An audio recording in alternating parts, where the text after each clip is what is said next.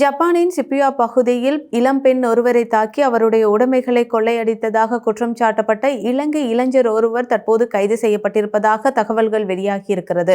30 வயதான தனுகஸ்ரீ நாமல் ஜெயதொங்க என்ற ஒரு இலங்கை இளைஞரே ஜப்பானில் கைது செய்யப்பட்டிருப்பதாக தெரிய வந்திருக்கிறது. கடந்த டிசம்பர் 21 நள்ளிரவில் தாக்குதலுக்கு உள்ளான பெண் வீதியில் நடந்து சென்ற போது அந்த பெண்ணின் வாயை மூடி இலங்கை இளைஞர் தாக்குதலை மேற்கொண்டதாக தெரிய வந்திருக்கிறது. அவரை தாக்கி அவரிடமிருந்து பணத்தை தருமாறு மிரட்டியிருக்கிறார். இதன்போது அந்த யுவதியை கீழே தள்ளி அவரிடம் இருந்த பணம் மற்றும் ஏனைய பொருட்களை இவர் கொள்ளையடித்ததாகவும் தெரிய வந்திருக்கிறது. இந்த தாக்குதலுக்கு உள்ளான குறித்த பெண்ணிற்கு படுகாயங்கள் ஏற்பட்டிருப்பதாகவும் தெரிய வந்திருக்கிறது. அது மாத்திரமல்லாமல் இந்த பெண் இதனைத் தொடர்ந்து ஜப்பானில் போலீசாரிடம் முறைப்பாடு அளித்த போது இது தொடர்பாக தீவிர விசாரணைகள் நடத்தப்பட்டிருக்கிறது. இந்த நிலையில் தற்போது இலங்கை இளைஞர் கைது செய்யப்பட்டிருப்பதாகவும் அவரிடம் விசாரணைகள் நடத்தப்பட்ட போது அவர் தன்னுடைய தவறுகளை ஒப்புக்கொண்டதாகவும் தெரிய வந்திருக்கிறது.